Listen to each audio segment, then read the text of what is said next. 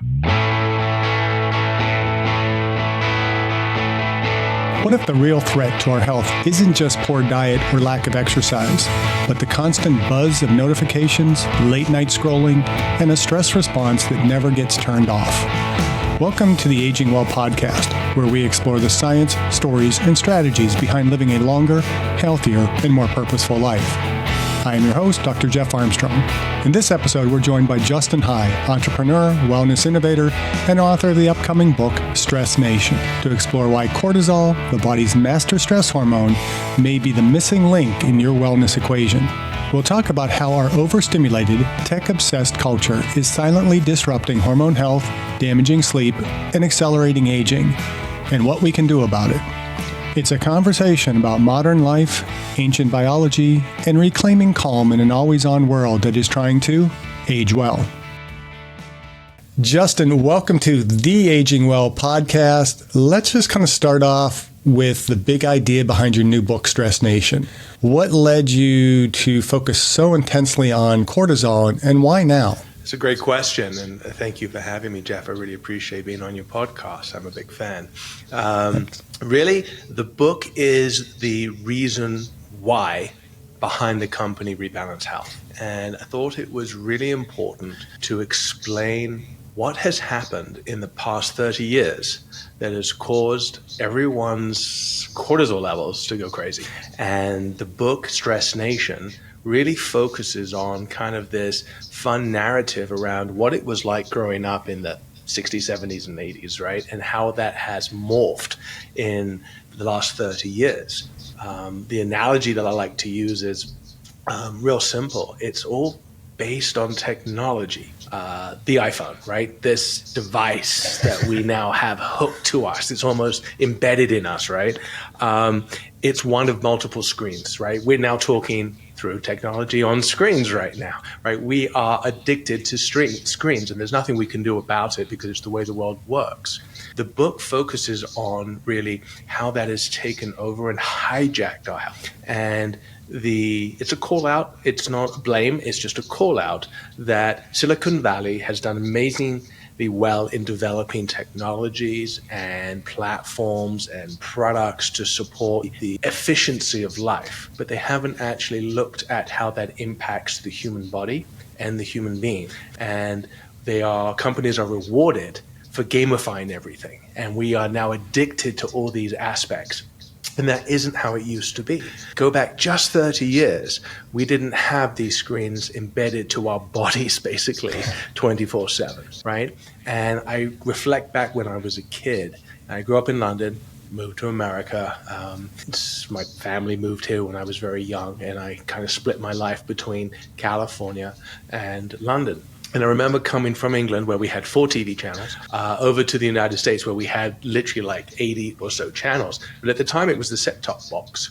And cartoons were on first thing in the morning, right? And we used to watch those cartoons for an hour or so, and then it was off, and then we went to go about our day.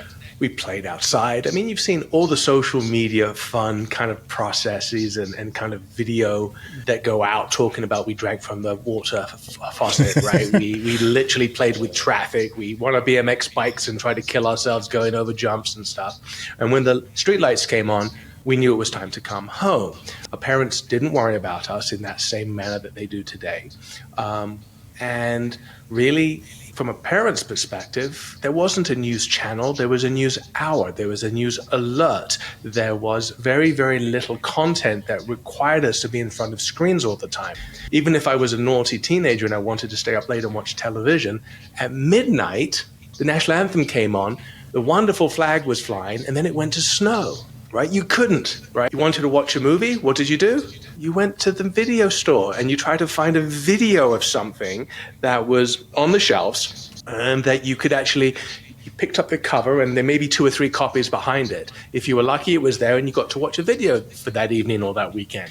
It wasn't 24/7 streaming content.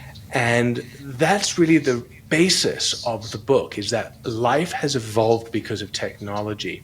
And the consequence from a human perspective is quite simple.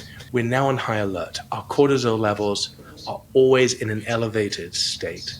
And that elevated state has really two big consequences. Number one, it's hard to fall asleep quickly because you're already on, right? Your brain is on. Number two, because it's on, if you are able to fall asleep, you most certainly can't stay asleep when you wake up. And why is that the most important point? Real simple. You make all your hormones in your sleep, and your body's the most efficient and makes the optimum amount of hormones when you get 7 to 8 hours of uninterrupted sleep. That's it. That's the whole aha moment, right? It's simple. If you wake up, your body doesn't make the optimum amount of hormones that you need for your body. For your body. Very important. Your hormone ratios are as unique as your thumbprint. And so your body knows what to make if you allow it to. And so everything that's happened in the past 30 years has gotten in the way of falling asleep quickly and staying asleep so that you can be your best self the next day. And that's what the book talks us through, is how we've become a stress nation. So reminding me so much of my childhood. I know, isn't it fun? And I'm sure I'm a little bit older than you, but yeah, I think I even lived in that period of time where we didn't even have VHS tapes. You know, if you wanted to watch a movie, you went to the theater when it appeared. And of course, the theater was like $1 back then, which was nice. Right. And you could get double features on Saturdays. But yeah, I mean, I remember even when HBO and, cable started coming out, it was a box top on top of the TV and you only had like about 20 buttons. Yep. Now all of a sudden it's like we don't even... Most of us aren't even subscribing to cable anymore. It's all streaming. And so it's everything immediately on demand, and we get upset if we want everything now. Exactly, and that no wonder instant gratification is getting in the way, right? Yeah. So you talk about the hormones that are made during sleep, but you really refer to cortisol as the master hormone.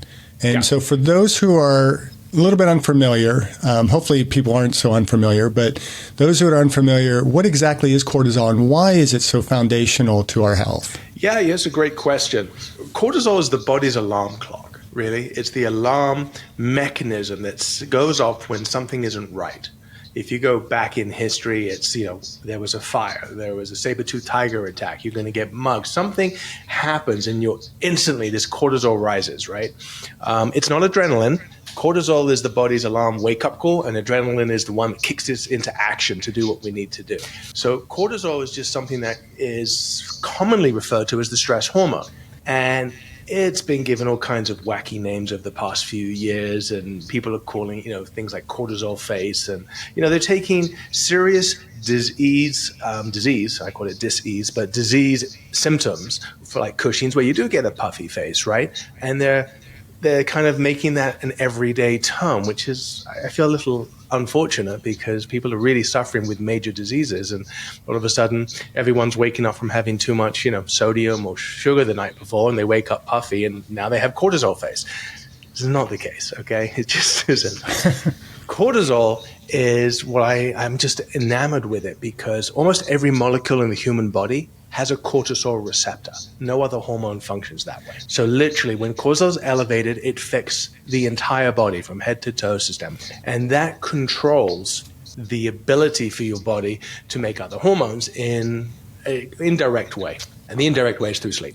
If your cortisol is elevated all the time, it turns off your metabolism because it's an alarm system. When you're running for your life, you don't need your metabolism, right? You want to retain as much energy and food sources as you can, so it shuts down metabolism, shuts down libido. You certainly don't need libido when you're running from a saber-toothed tiger, right? And so cortisol is a really, really interesting hormone from the way that it supports the entire body. But because of technology, and because we're always getting notifications and alerts, and every time that thing beeps and dings, it triggers, is that good news or is that bad news? And that keeps us in this elevated state of high cortisol, which then really, really impacts sleep. And,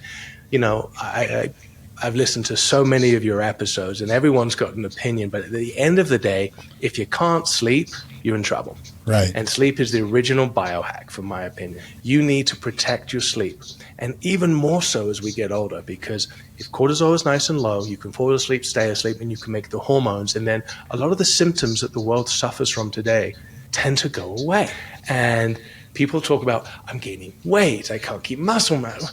If you're perpetually in a high level of stress, high levels of cortisol, and you can't sleep, no wonder you can't sleep and you feel not so great. And that's kind of a logical process. But at the end of the day, cortisol is a master hormone, because if it's high, it's going to stop you from making the other hormones that you need to function at your optimum levels.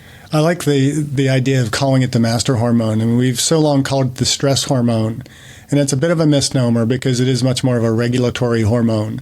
Absolutely. And I've really been stressing to my students, that it is a regulatory hormone, but we want to control it. We want it to be high when it's supposed to be high, low when it's not supposed to be high, and keep it consistent. It's this pattern up and down, not up, down, up, down, up, down all the time, or up all the time. And so I love, the concept of your book and really what you're pushing and your passion for cortisol. I mean, it shows when you're talking about it. I mean, your energy just rises, and it's this very positive energy about it. But what led you to really become interested in cortisol wasn't necessarily a positive thing. You share in the book your wife's diagnosis with Cushing's syndrome and how that was a turning point. How did that personal experience shape your research and your perspective on stress and hormone health? Absolutely. And just to be clear, I started Rebalance Health about a year to 18 months before my wife's diagnosis. We had no clue. So from previous companies, there was always an interest in endocrinology. We've been fascinated with testosterone, with HGH, and all the different peptides that were associated with hormone production that were very prominent in the world, and especially in the 90s and early 2000s and heading towards where we are today. But really around 2019, the government, FDA, reclassified almost every single peptide as a biologic. So not suitable for human consumption. And that just further kind of caused our curiosity to look into more endocrinology and hormone productions and kind of the channels and the routes and what was going on in the body and the effects. The world was kind of just going crazy pre-COVID with CJC, IPA Morella, and all these other kind of peptides that people were taking to try and find the fountain of youth. And we were kind of interested in that as a business. And so we started looking at peptides, and obviously during the middle of our research, the government changed their stance and position on that. But cortisol really stuck out to us as a very interesting hormone, and we decided to dive deep into that particular hormone and how we can support it. We knew if we were a drug, and we've developed drugs before in our company's history, it would take too long to come to market. And with COVID on the rise, everyone was stressing out and everyone was having a tough time getting to sleep, and there was a lot of panic and urgency around the world. And so we really focused on cortisol and how we can improve people's health, wellness, and sleep. And really, cortisol led me down a path that I had no idea I was going down. And we decided to figure out a formulation to support the human body and the entire endocrine system, but based on cortisol. And I wanted it to be a supplement. We know that basically a subcutaneous injection is the best route, but it's a drug. And the second best that wouldn't be considered potentially a drug is a nasal spray or a lozenge. And so we're like, hey, we'll do a lozenge. Not many people like spraying things up their nose. It's not comfortable and so forth. So we'll do that. And then we really looked at all the existing herbs and roots that have been around for centuries in lots of different cultures. So we looked at Ayurvedic and we looked at Chinese medicine, and we decided to come up with kind of a Western delivery method through a lozenge. And we put the ingredients together with the support of lots of doctors, and we used things like bacopa, ashwagandha, cordyceps mushrooms. Literally, we've got 21 different ingredients in our formulations. And then we tested it. And as we were testing it, my wife got diagnosed with high levels of cortisol to the point where she was diagnosed with Cushing's. And it got real serious for her. Within a few months, she was losing a significant amount of weight, couldn't eat, couldn't sleep, had no energy. And at one point, I thought I was going to lose her. So it became very real for me. And so it's kind of delusional. I was like, I can save her. I can do this. I'm already researching this. I understand this. I can figure this out. And because of that kind of love and passion for my wife and my kind of already existing interest in cortisol and going through that path, I just worked harder and focused, learned more, and was maniacal for not cutting corners. I didn't compromise quality of ingredients. I didn't compromise testing. We tested our product like almost probably no other supplement company ever has. We treated our supplements like a pharmaceutical, and we did IRB clinical studies, blind, double blind, open label, all various different studies to actually test the final product, not just the ingredients, the actual final product, to see, does it work and what does it do?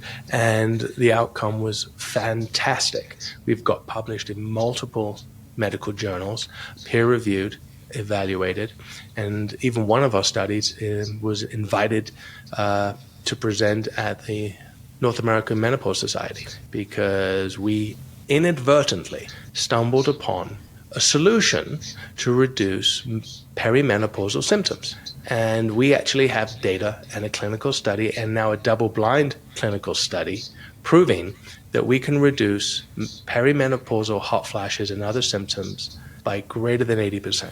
Do you realize what you're talking about is not the way you're supposed to operate as a supplement company? I know, it's an oxymoron, isn't it? We actually found something that works, and it's not really illogical when you look at it.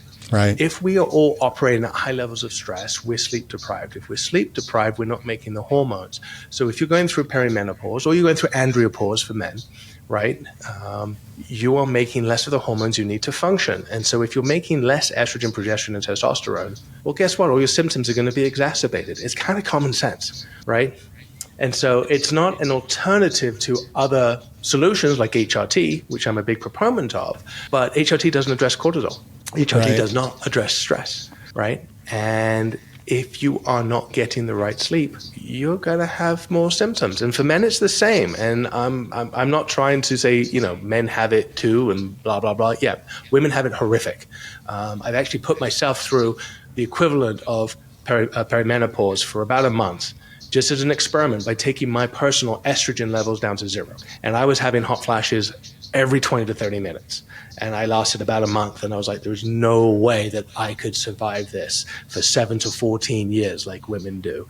And so the empathy and the acknowledgement of what women are going through is very real at Rebalance Health. And so men have the same issues, right? Between mid-30s and 70, men have a huge decline in testosterone and HGH, just like women, right? And men had estrogen as well. And when it drops, men gain weight, they lose their hair, they can't keep muscle mass on, they have a hard time falling asleep, they get moody, they're snappy.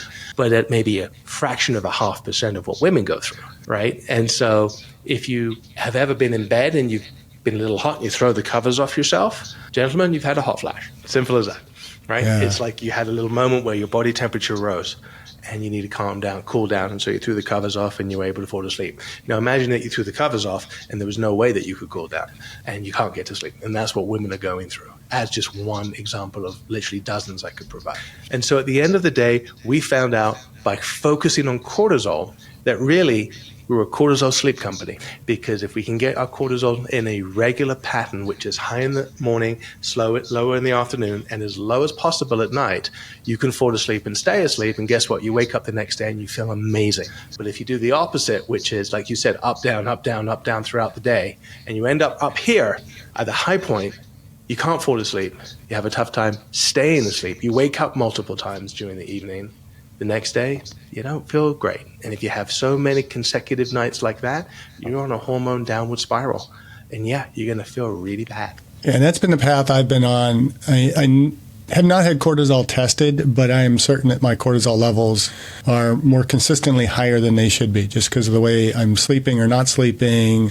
And I do track like my heart rate variability, and my scores are generally lower. And especially we started talking a little bit before we started recording about my sleep apnea, and I've been on a CPAP machine for about 6 weeks now, and my sleep is worse. And it's not helping my restorative sleep at all. And so I got to fix my cortisol. And, we talk a lot about hormone replacement therapy on the podcast, and I talk about it in my classes and stuff. And, we have men like my age and even a little bit younger that start thinking about hormone replacement therapy, and they're trying to get their testosterone levels up. But if cortisol is up as well, You can keep raising your testosterone levels, but it's that testosterone to cortisol ratio that is most important that we don't talk about. Yeah, I'm glad you brought that up. I'm a big proponent of HRT. There's a point in your life where you're making less hormones. And the way that we live our lives today, we're selfish. We want to live like we did when we were in our 20s and our 30s and we're in our 50s, 60s, and 70s, right? And people are doing it successfully. But you need to augment your hormones to do that in order to help your body repair, regenerate, and refresh for the next day. And I get concerned with some doctors, the way that they go about testing hormones or doing it. And I kind of equate HRT to the new Botox. In the 90s, everyone did it, right? And it doesn't matter what doctor, whether you were a specialist in plastics or dermatology, you could be a GP and all of a sudden you were doing Botox, right? And people may have special training. I won't get into that debate. But essentially, HRT's become the new Botox. Everyone's doing it because it's the trendy thing. Everyone's asking for it. And doctors are saying, yeah, you need to be on it. But are they truly monitoring and doing the correct tests beforehand, like a complete hormone panel beforehand? Are we talking about lifestyle choices? Because let's be honest, you could have as much testosterone in your body as you desire, but if you're eating badly, not exercising, sitting on the couch, eating bonbons, it ain't going to do anything for you. Okay, so there's lifestyle choices that have to go involved. Sleep hygiene has to be taken into equation. But to your point, everyone is different. And so a doctor saying you need to be at 600 is just fundamentally wrong. It's right. Fundamentally wrong because your hormone ratios are unique to you. And there's men that I know that function fabulously at 500 and men that operate horrifically at 1200. Right? It doesn't mean more is better. It's what makes you feel the best version of you. And so that's why when you go to good doctors that do HRT, they do full hormone panels. They ask you a bunch of questions immediately after because the blood work doesn't say everything, right? How do you feel? How are you sleeping? How's your libido? How's your skin? How's your weight? How's your muscle mass? How's your mood, right? And if you reply in a way where the doctor says, I think we should try you on HRT and I think you should try at this dosage, great. But I want you to come back in 90 days and I want you to do it all over again. So we take another blood draw and we compare and contrast the information. Yes, this is higher. This is higher. This is lower. But tell me, how are you feeling? How are you sleeping? How's your energy level? How's your mood? How's your libido? And with that information, the doctor is able to make an adjustment. Well, I think we should try a different relationship with HRT, try this combination or that combination until it's dialed in. And from that experience, which most people that have gone to good doctors to get HRT have experienced, you begin to realize that HRT is one big giant experiment, one human at a time. And there's no one size fits all. And if you understand that, you're already winning, right? The next step is lifestyle. And the older we get, my experience is the more entitled we are. And we're entitled because we're like, oh, I've had a hard time. I deserve that glass of wine. Oh, I'm going to have that cheat meal. I'm going to do this, right? I've deserved it, right? You feel entitled because you're older, you've accomplished it, and you can do X. When the exact opposite should be true. You're working against your biological clock in regards to hormone production. The older you get, the less you make. And so you have to preserve your sleep and your hormone production in order to optimize your wellness for the rest of your life, which means, yes, we eat earlier because guess what? I'm 50. If I eat at 8 o'clock at night and drink a ton of water, I'm going to wake up in the night to go to the bathroom. It's nothing that I can biohack myself out of, I'm afraid. I can't do anything to change that. So I eat earlier. I try and consume my water earlier on in the day. I work out first thing in the morning. Why? As soon as you work out, your cortisol raises. So why would you work out in the evening and then go to bed 2 hours later? You won't fall asleep and stay asleep. And so there's realism around how our bodies work in order to optimize our wellness. So there's certain aspects of our life that we have to really be maniacal for. And mine is protecting my sleep. I wake up early in the morning, I work out, I have my breakfast, I don't have lunch, I have early dinner around 4:30. I don't watch TV, I don't pick up my phone 2 hours before bed. I'm in an infrared sauna, I go for a light walk, I just take it easy and I bring myself down. So when I go to bed, I pass out and I stay asleep. But I do it with the support, shameless plug, of Rebalance Health supplements as well, because they are designed to help keep my cortisol in normal ranges and help me throughout the day. And a good night's sleep starts the moment you wake up. it doesn't start an hour or two before you go to bed. And that's one of those challenges, too, that if you don't get a good night's sleep to get up and be able to exercise, 'cause I can get up at 4:30. I'm up every day, probably 4:30.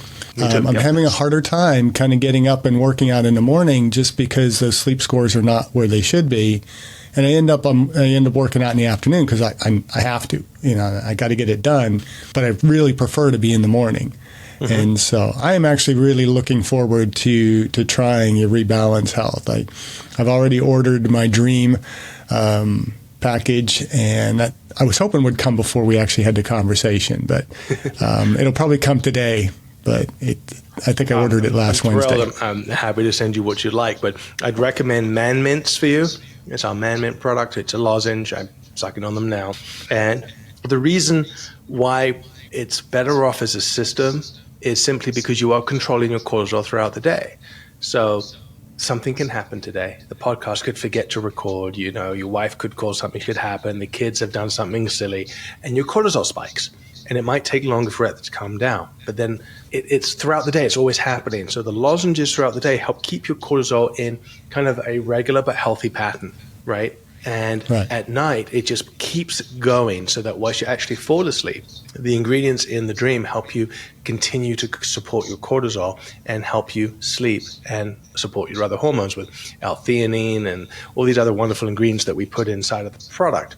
And so the idea is that it is a 24/7 supporting platform because your cortisol isn't a one pill a day.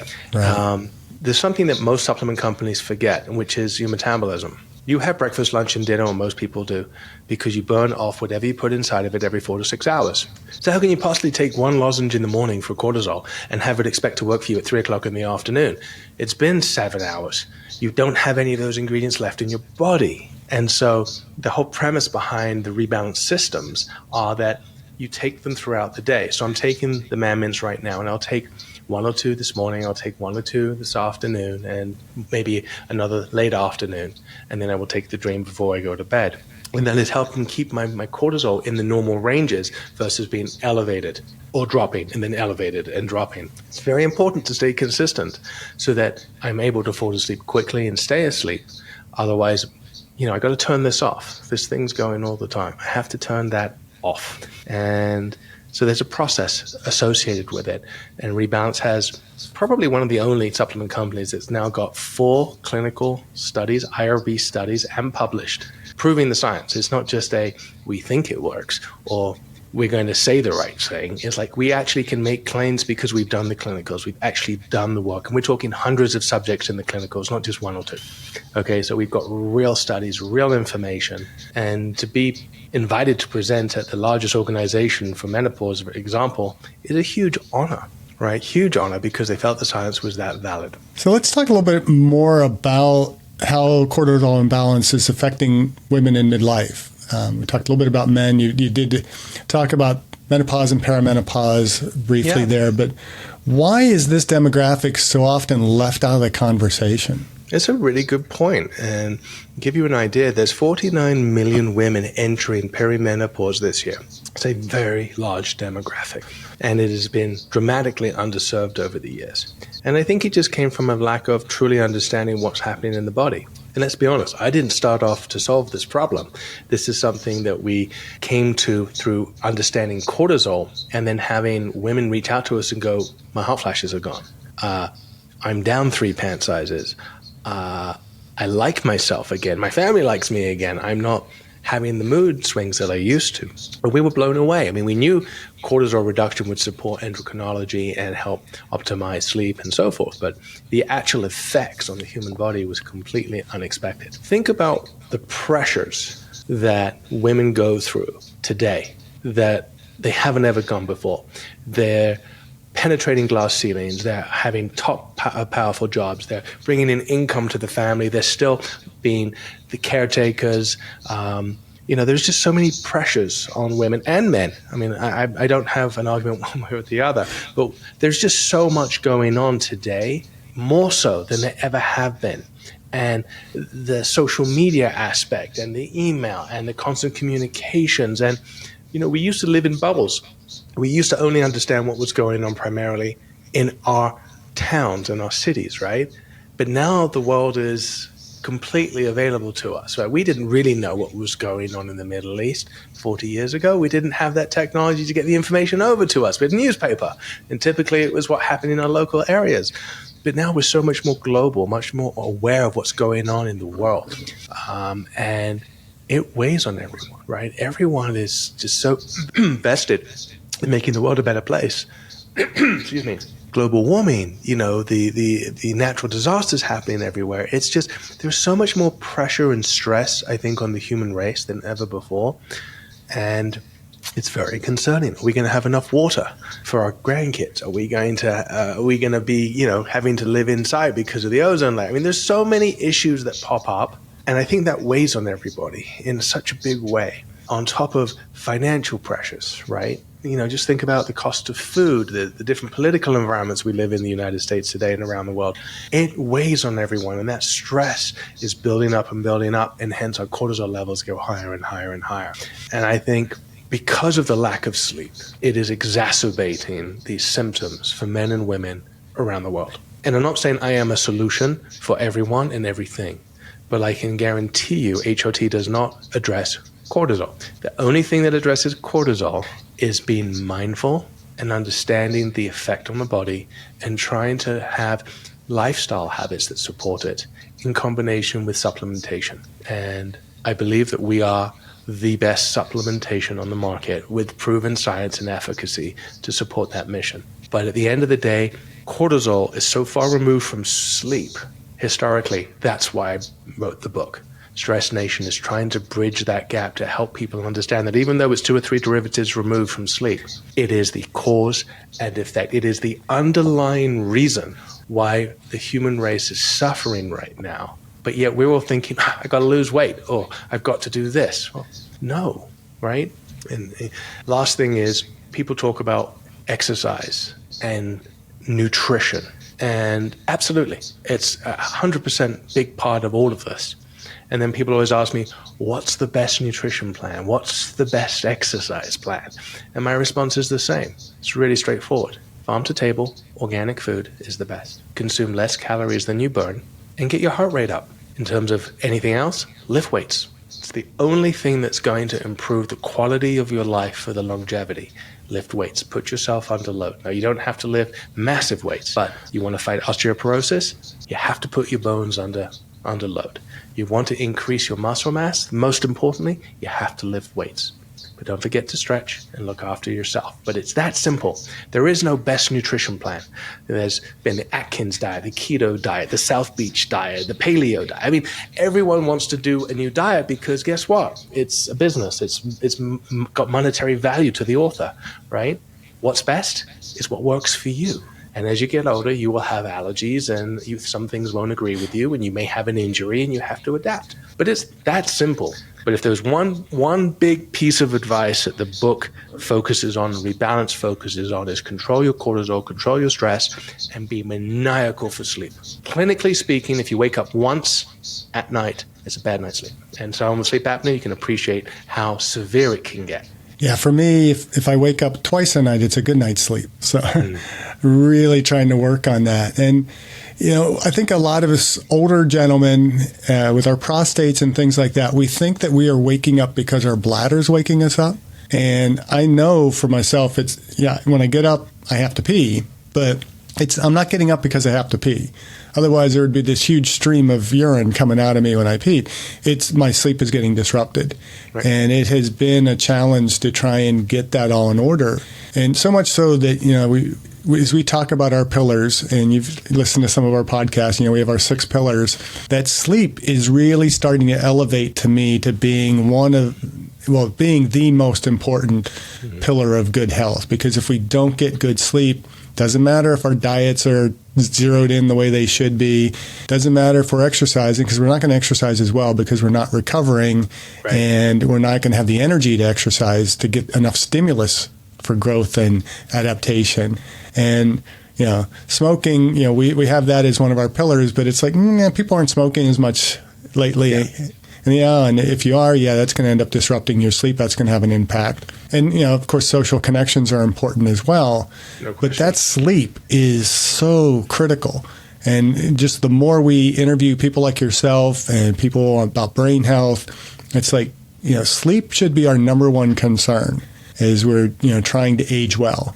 And so what is cortisol's role? We've kind of alluded to this a little bit, but just to underscore, what is cortisol's role in regulating our body's circadian rhythm, and how does it reset it naturally? How does it reset it naturally? Well, let me put it this way. We are designed to wake up when the sun rises, and we are designed to go to sleep when the sun goes.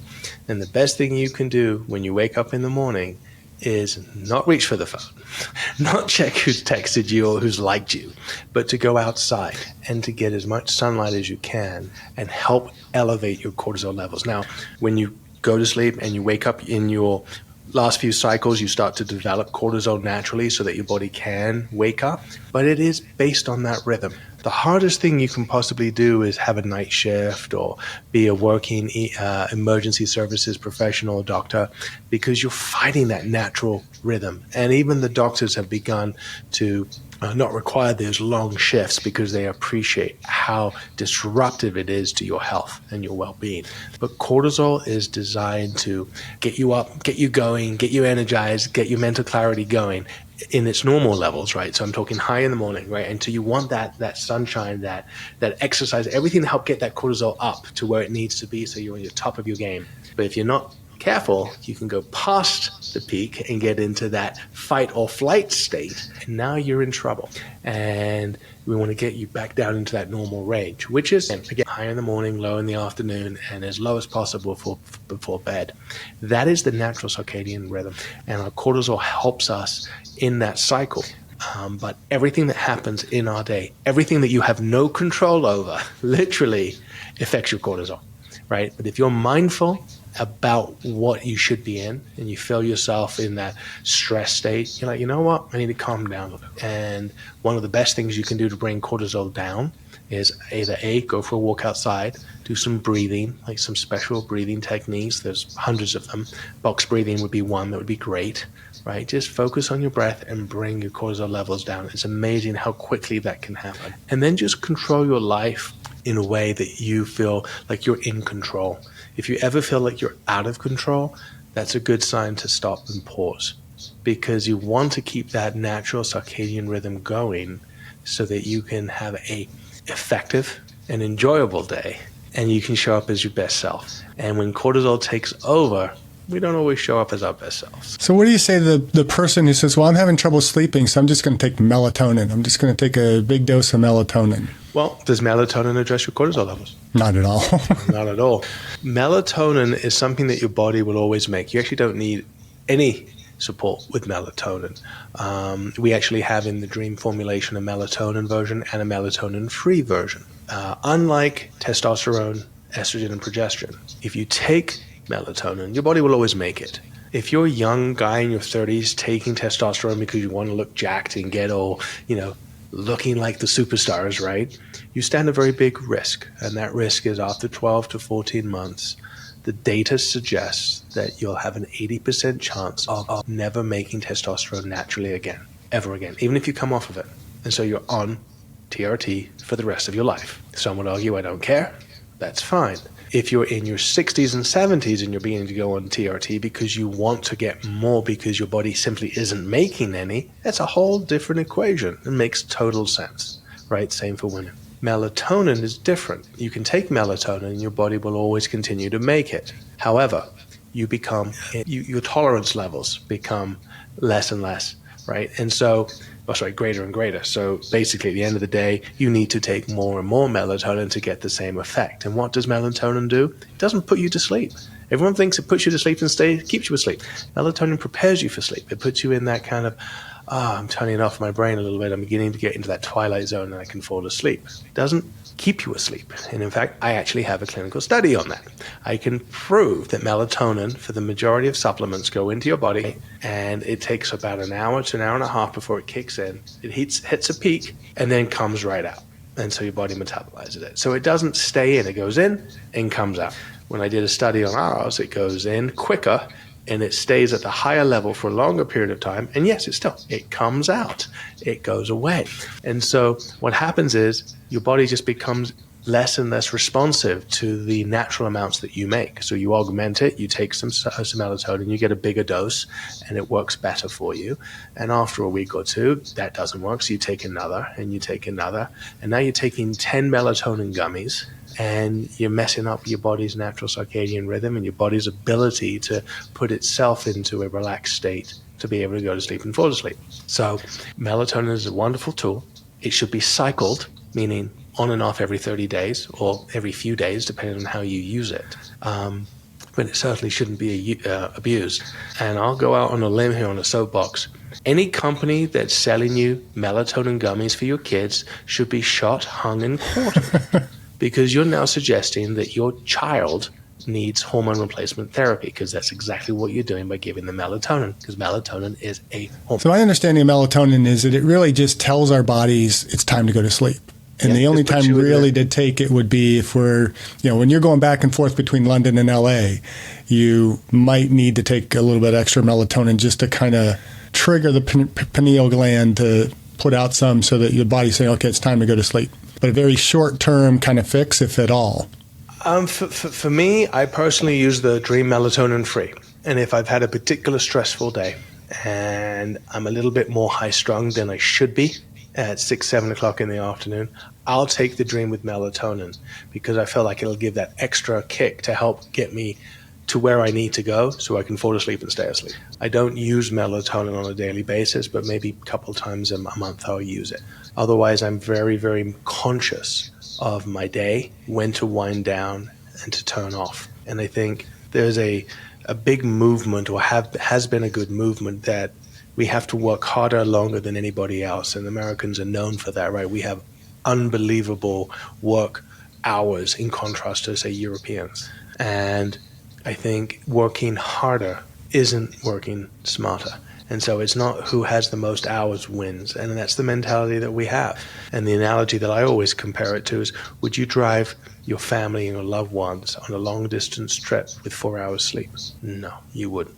So why would you run your company? Your decision-making skills are equally as poor, whether you're driving a car or running a company or running your life. So learn to prioritize, be more efficient, and appreciate the fact that you need to treat your body kindly and not keep up with this crazy rat race that I get up at 4, I go to bed at midnight, I have 4 hours sleep, I read 16 books, it's nonsense. It's absolute nonsense, in my opinion. Opinion of one. And what about those who will say, well, I've had a rough day, I'm just going to have a nice cocktail to help me unwind? What is that doing to their cortisol levels?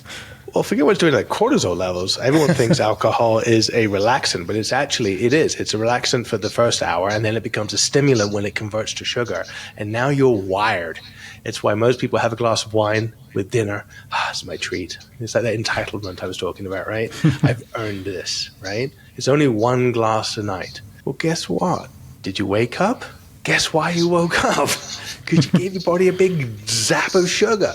And so alcohol is, I'm not a saint, right? I had a glass of whiskey last night with my kids for Father's Day, right? I celebrate it, but I have one drink maybe once every 3 or 4 months.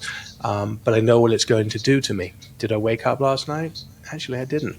Why? Because I had it early on, like 4 o'clock in the afternoon when we had dinner with the family. And so it's understanding what the nutrient or food or liquid that you put in your body does, how your body is going to react to it, and what you can anticipate being the fallout from. And so having a consistent glass of wine is simply at 7, 8 o'clock at night is not the best idea. I drink the majority of my water content before 2 in the afternoon. I work out early in the morning deliberately to get my day going. It works for me, gets my cortisol levels up, and gets me energized and sharp, ready to go. And I use the late afternoons and early evenings to unwind and enjoy my family, my life, whatever it might be, but deliberately trying to unwind to bring those cortisol levels down as fast as I can and get prepared for that. Have a nice long hot bath, shower, whatever your routine is, meditate, get yourself into that space so that when you're ready for bed, you will fall asleep and you will stay asleep.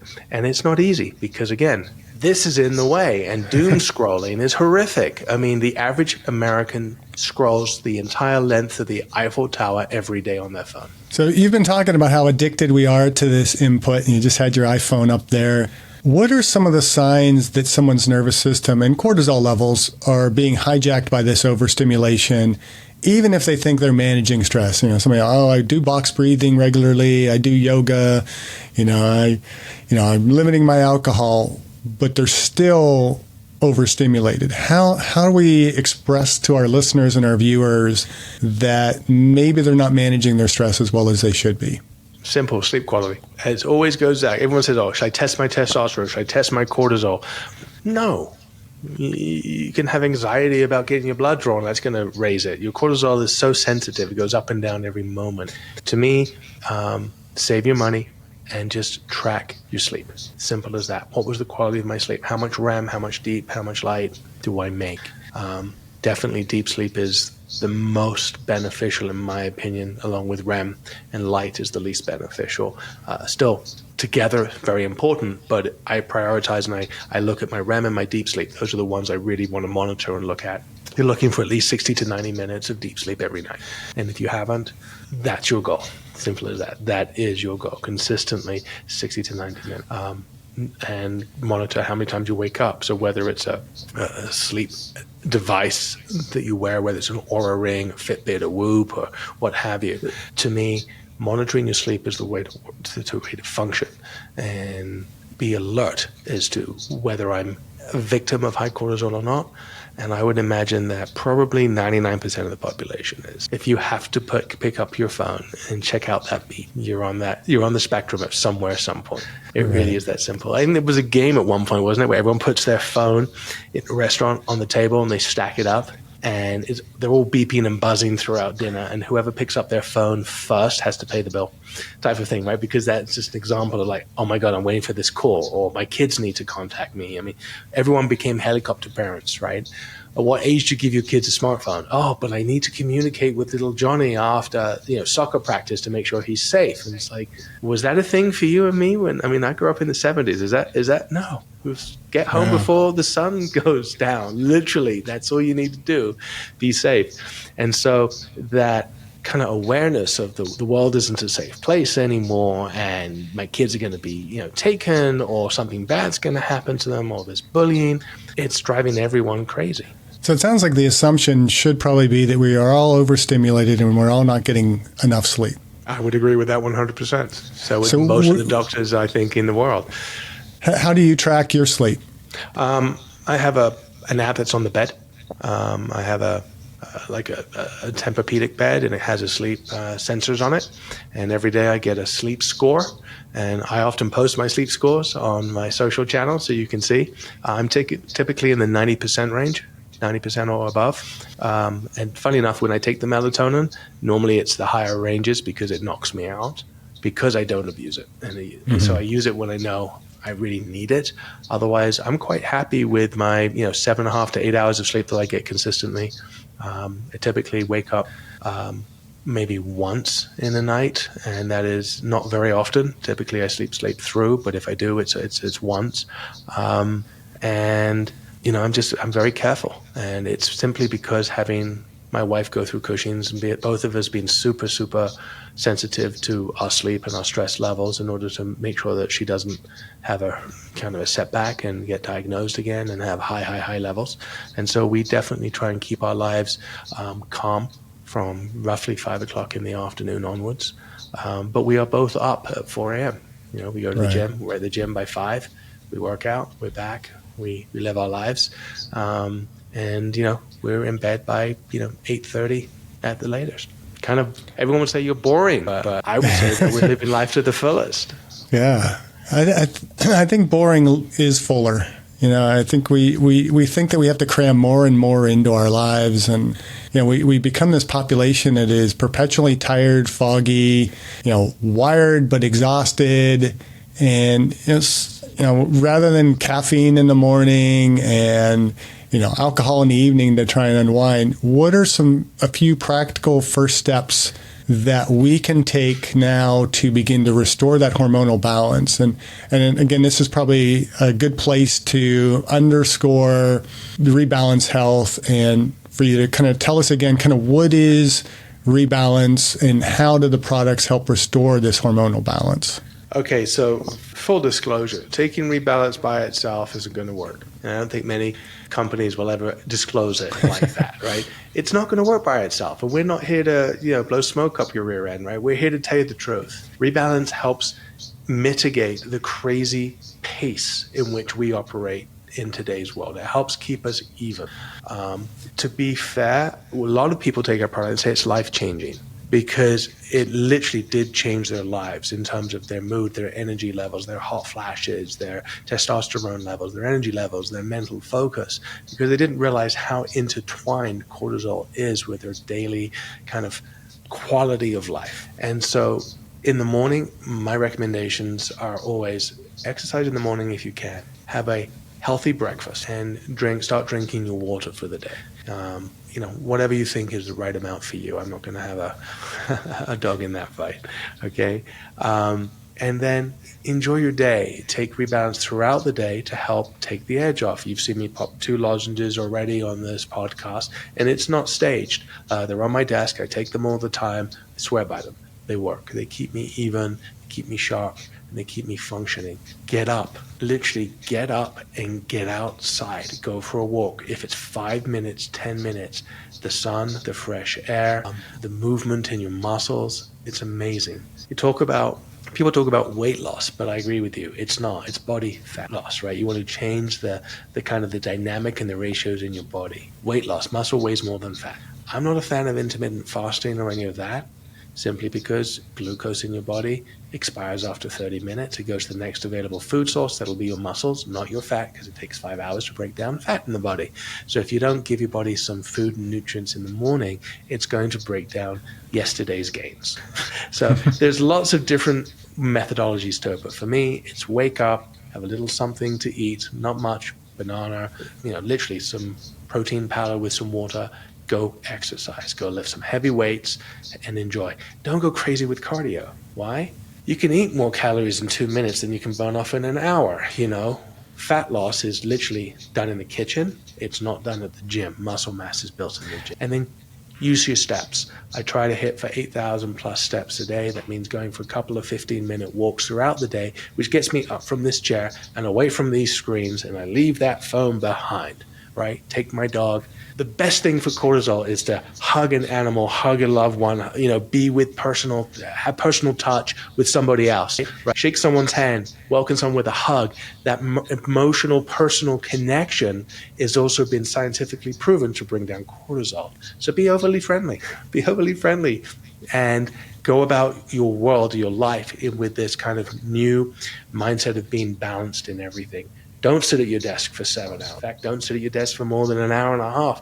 Get up, go for a walk, get some fresh air.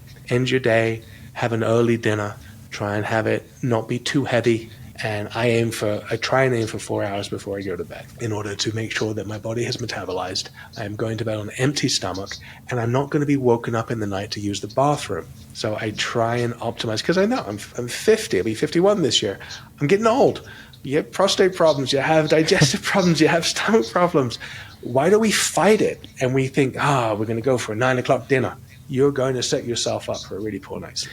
And so that's kind of my tips, is how I live my life, is how I would suggest other people take some pointers. It may not be for everybody, but you cannot fight your biology.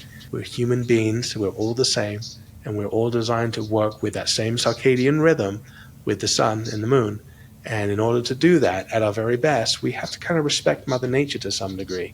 And that ego and entitlement that we all feel at some point because we've earned it, we've had it, doesn't work in our favor when it comes to wellness and optimum being. It's amazing how simple it is. Yeah, but we fight it. I mean, even I fight it. We all fight it all the time. Well, the amazing thing is that we fight it, but we then want to have these amazing biohack fixes for the problems that we cause for ourselves. And it's like, you realize just a small amount of work in the right direction is going to do a lot more for you than continuing to live this downward spiral and trying to fix it with drugs and, mega supplements that really don't do anything.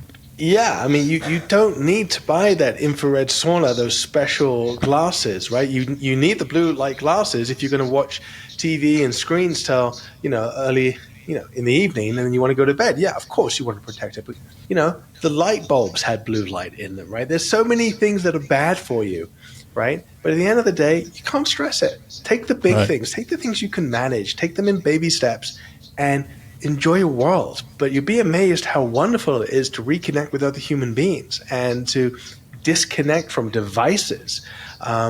We grew up in a time where you had a silver tongue, right? You had to learn how to flirt. You had to learn how to talk to people, how to schmooze people, right? Now you swipe left and you swipe right. Right? Hims was a multi-billion-dollar company based on selling ED medication to 20-year-olds because of the anxiety that they had to perform without having connection. And I say this in the book, intimacy, into me you see, intimacy. It isn't happening based on quick one-night hookups. Doesn't work, right? You want to actually look someone in the eye, understand them, and then intimacy blooms. Something that the new generation is beginning to get back to, I think. My kids are telling me that that's becoming more of a thing as opposed to swiping left, swiping right. That was all the craze during, 10 years ago, 8 years ago? Mm-hmm. And so, actually learning to talk to someone, speak to them, listen to them, and empathize and laugh and smile and just be a human being, that's what we need more of, I think. I think the world would be a much, much calmer place if we understood that this was a wonderful tool. The computer, the technology, the iPhones, everything is a wonderful tool, but it isn't life. Yeah, I give my students a hard time every time we kind of take a break in the middle of a class, because I teach classes that are about an hour and 50 minutes. And so it's a long time. I mean, I'm not the best at giving them breaks when I should, but I'll give them a break and they'll pull out their phones. Or it's the beginning of class, they're all on their phones. And it's like, you got people all around you. Why aren't you interacting? Why is it so quiet in this room? I should have to come in and say, okay, break's over. Let's settle down now, and let's get back to studying. And they're all on their phones. And the phones are great. And if a question pops up, somebody can Google it and get an answer really quick.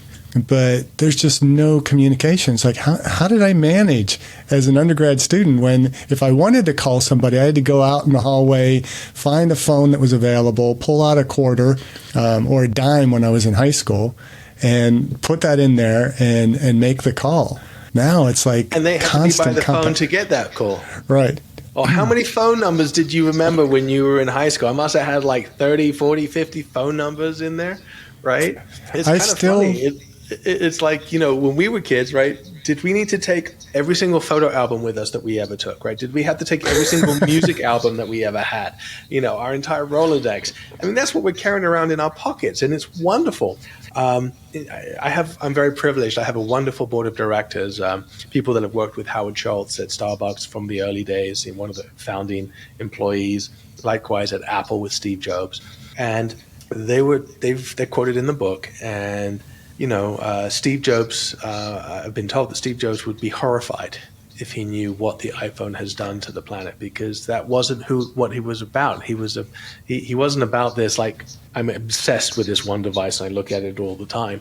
He wouldn't be happy with it. Likewise, Howard Schultz, he developed Starbucks as a place to connect and talk to one another and be a community. And today, everyone's on their laptops. They're not talking to one another. They're disconnecting, and it's a shame. It's a shame. And I think we can get back to where we should be. We just need some type of a wake up call, I guess, and awareness that life is this beautiful planet and the people that are in it, and not necessarily this fake stuff that we have here. And let's be honest, social media isn't real. It's a facade. It's what you want people to know about you, not what actually you are experiencing and feeling and witnessing. It's this facade, this image that you're trying to portray. It's not real. Can you imagine if we were really just honest on our Instagram and our social media? No filters. Just this is the day I'm having, rather than a picture of the food that you're eating, or Or no, a picture of the food that you want people to think that you're eating. It didn't involve the Snickers and the candy bars and everything else that you had. I don't touch that stuff, right? Yeah. So we've kind of come to that point in the episode where I ask the question I ask of everybody, and you've kind of alluded to it throughout, but I'm going to have you just kind of channel in on what are you doing personally to age well? Love. Simple as that. I'm loving life. I'm loving my family. I love my pets. I love my friends. And even people I haven't met. I try and exude love and authenticity. And I think that's what's going to help people age well. Yes, I've got a company called Rebalance Health that supports cortisol, optimizes your sleep so you can live your best version of you. Yes, I have a book coming out, Stress Nation, to be able to help people understand how we've gone slightly sideways in the past 30 years and affected how we function, the why behind it. But honestly, to live happy and to live well, I think comes down to love, comes down to connection, and comes down to laughter and smiling and putting out into the universe what you want to get back. Yeah, it's amazing. You know, your company's pretty young, so it's still kind of more or less in that startup phase. Correct. And yet you are able to get up habitually, would you say 4 in the morning, 5 in the morning, Yep. work out, get through your day, have dinner early by American standards, and get to bed by 8:30. How is that possible for somebody running a company, other than you're running a company that is training the body to be able to do that and be productive and be able to manage your life and do all the things you have to do without the added stress and burdens that come with being kind of that high-tech life? There's a lot of stress involved in startups. I'm definitely suffering from stress. My product helps me. My knowledge helps me. My family helps me. Believe it or not, I started getting up at 4:30 in the morning when my kids were very young, because I used to be the exact opposite. Through my teenage years and my 20s, I went to work. I'd work out after work and then go out with my friends, go on dates, etc. And then once I got married and I had kids, if I kept the same schedule, excluding going out on dates, by the way, if I kept the same schedule, right, I wouldn't see my kids. I started to think, oh man, what kind of dad am I going to be? I want to be the dad that's there and shows up and is reliable and accountant. And so I spoke to my wife and I said, do you mind if I shift my schedule? It'll take me a while to get this adjustment. But if I work out in the morning, work, and then come home, I can help with the kids. I can help with homework. I can help with whatever needs to happen, and I'll be there. And that's stuck. And as I become older and I understand the biology behind that actual regimen is actually better for me, it's just kind of built into my DNA. So, like I said, I'm 50, mid-50s, and midway through being 50. I'll be 51 later on in the year. I've been doing that for 25 plus years. And so it's just built in. Like, there's no such thing as sleeping in on the weekend. My body's up at 4:30. I'm up. I just do what I do. And yeah, we go out sometimes on the weekends and we have a late night. Sunday's no different. I wake up at 4:30. I just had less sleep and I'm groggy and not quite as good as I am. But come Monday, I'm back 4:30. I went to bed the night before at the right time for me, and I'm back to it. So no one's perfect. But you adapt and you adjust. In terms of how can I do it all? I'm not a proponent of working 20 hours in a day. I don't function very well at 20 hours a day. I know how my body, my mind works. And so I'll work on Saturday and Sunday. I don't take those days off, but I love what I do. And so it's not work. I don't have any, I got to work today. I got to do this podcast with this guy that I've never met before. No, it's like, cool. I get to educate. I get to learn something from you. And it's a vibrancy, a love, a passion that is addictive. So I don't know. I've just operated that way my whole life. And through the different educational schools I've gone to, they've always taught me, be efficient, work smart, not necessarily hard. Harder isn't better. Harder isn't a guarantee for more success. It's work smart, intelligent, have right people around you, have good mentors. That's what I'm blessed with, having surrounded myself with people far smarter than myself to help guide me and educate me through this journey. So if there's one mindset shift that you would hope for our listeners and our viewers to take away from Stress Nation, especially those of us in our midlife or later, what would that be? Sleep is. And I think people intuitively know that, but how to get it is elusive. And the book is designed to help. It's not just like explaining what the problem is. The book actually gives you real examples of how you can, different strategies you can implement to help you. And it's not a shameless plug for my supplements. Yes, there's one chapter on Rebalance Health and how the supplement line helps. And there's no question it helps. And it's, again, scientifically efficacy has been proven time and time again. But it by itself isn't the solution. It, in combination with lifestyle habits, is the solution. And it's not a one-size-fits-all. So there's lots of different examples and different strategies that can help different people. But the one thing I would ask people to take away is do not underestimate critical importance. And I think we've taken it for granted. So probably 3 key takeaways from this episode is love, live, and sleep. I would align with that. So anything we missed today? I think we covered a lot. How have you enjoyed this? Is there anything here that you didn't already know? Honestly, yeah, there wasn't a lot that I didn't know. Exactly. It just really underscores, I think, the purpose, the intent, the goal of the Aging Well podcast.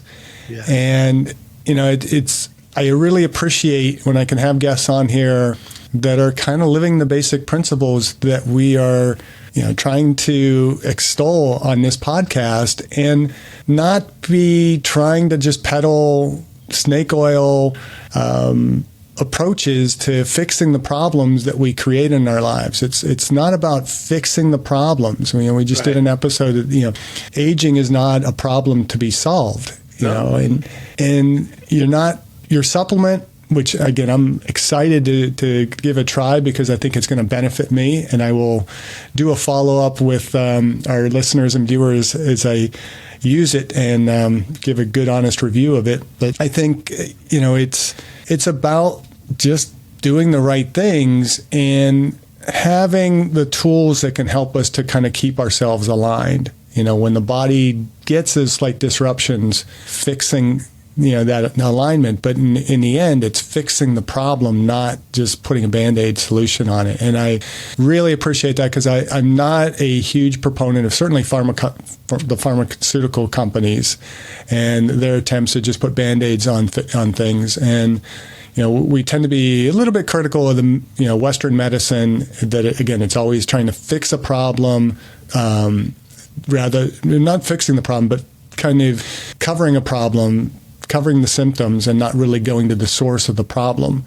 And I appreciate just the whole discussion today that it's not about taking a supplement to fix your problems. It's about fix the problems and use the supplement to help you to get on that path and to stay on that path. Absolutely. And I am a proponent for pharmaceuticals. Yes, there's some naughty ones out there that don't do the right thing, but the majority of them do. They want to make the world a better place. They want to rid the world of disease, and they find a pathway that might help. It's not always the underlying cause of the problem, admittedly, but I do believe that people are inherently good. And I don't think that people are trying to deceive many people. They're trying to spread out information to help everyone live a better quality of life. Are some of those devices and products and advice misguided? Yeah. But not, I don't think maliciously, right? People aren't trying to deliberately deceive people. And I think with that mindset, I can sleep at night. And you're sleeping well. So I really appreciate the time today. I think we've covered a lot, and just wish you all the best with the book and the company, and just keep doing what you're doing and keep aging well. Thanks, man. Appreciate being on here. Thank you so much. Thank you for listening. Hope you benefited from today's podcast, and until next time, keep aging well.